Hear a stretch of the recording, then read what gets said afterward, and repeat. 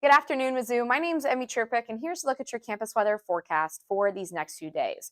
Now, today we had a lot of cloud cover kind of pushing through and even a little sprinkles, especially as we've headed towards the latter part of the day today. But this is going to continue to move off to our east in these next few hours. I'll take you through a couple time steps in the future. We can get a closer look at what we're going to see for these next 24, 48 hours or so. If we fast forward to around 8 p.m., maybe a few other sprinkles making their way through Columbia, but the majority of this system is down in that kind of southeastern corner of the state. So that continues to push off to our southeast.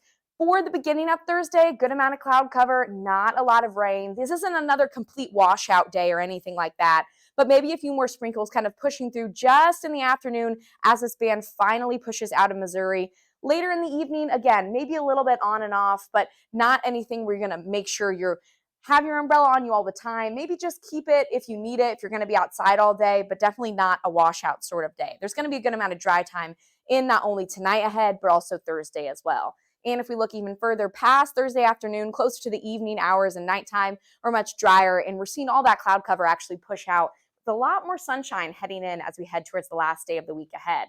For Friday, Saturday, we're looking pretty dry. Some rain chances do start to come back as we push into early next week, but again, mainly staying dry after those last few kind of showers push through later in the day on Thursday. Now, temperature wise, after Friday, we're going to see a pretty big jump as we head towards the weekend. Surely going to be feeling more like May rather than this kind of middle of April that we're in right now as we return back to those kind of low to mid 80s. Then we start to settle back down towards those middle 70s or so as we head towards next Tuesday and Wednesday. But definitely a pretty warm weekend ahead with a lot of sunshine as well before those rain chances pop in early next week.